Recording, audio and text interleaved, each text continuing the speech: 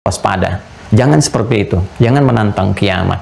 Ya, jangan sampai engkau tidak punya bekal saat ini terjadi dan sebagainya, gitu kan? Ya, orang-orang beriman makanya diwafatkan semua supaya nggak mengalami ini, nggak akan kejadian nih pada orang beriman, nggak akan merasakan yang benar, yang baik dan sebagainya. Ya kan? Aku bersumpah dengan akan tibanya yaum tuh. Mengonfirmasi nih yaumul akhir, yaumul qiyamah. Dikonfirmasi yaumul akhir, yaumul qiyamah. Jadi berakhir kehidupan, maka ketika menggunakan kata yaum tadi saya katakan bukan hanya menunjuk harinya, tapi waktunya, keadaannya, aktivitasnya, tempatnya semua qiyamah. Tiba perintahnya, hancur semua. Ya.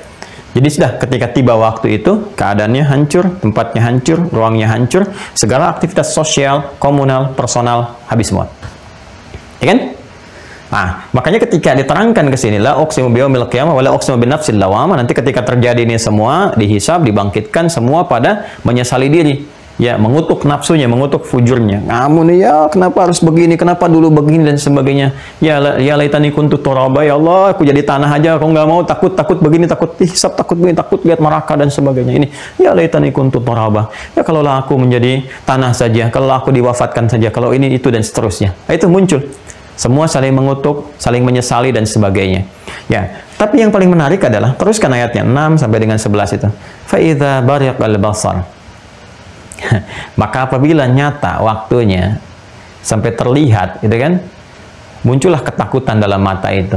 Bariqa, ya, bariqa itu sesuatu kilatan yang membuat kita merasakan takut.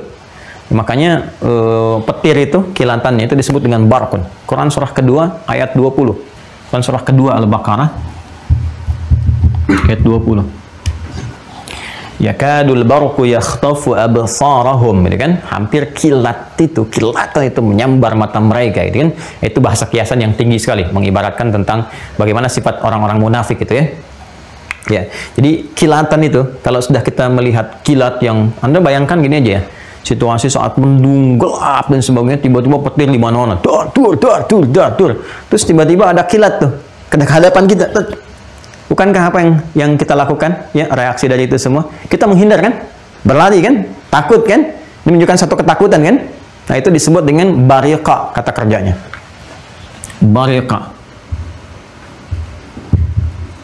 Kilatannya disebut dengan barqun.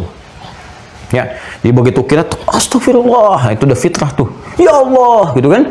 Oh, itu udah fitrahnya itu. Karena ada ketakutan. Nah, ini lebih dahsyat lagi. Fa idza bariqal basar. Maka jika semua kilatan sudah nampak, semua itu terjadi ya, takut mulai, takut. Wa khasafal qamar. Udah. Rembulan dah hilang. Artinya kalau rembulan hilang, malam itu udah nggak jelas. Rembulan kan tanda malam. Ya. Wa jumi'a syamsu wal qamar, dibenturkan antara apa? Matahari dan bulan. Jadi Anda sudah gambarkan, udah nggak ada siang, nggak ada malam tuh. Udah nggak jelas siang, nggak jelas malam, karena sudah ruang waktu segalanya itu sudah habis karena terjadi ini, benturkan semuanya. Ya, nanti itu dikonfirmasi dengan Quran surah ke-69 Al-Haqqah itu ayat 13 sampai dengan 14. Quran surah 69 ayat 13 sampai dengan 14. Masih ingat malaikat siapa namanya? Ya, yang ditugaskan oleh Allah untuk mengakhiri alam semesta ini, tugasnya ketika meniupkan sur namanya Israfil kan? Israfil kan? Ya, malaikat Israfil yang telah kita bahas, yang ketiga itu yang kita sampaikan, Jibril, Mikael, Israfil kan? Ya, malaikat Israfil telah kita uraikan. Apa tugasnya? Tugasnya kan sudah meniup sesakala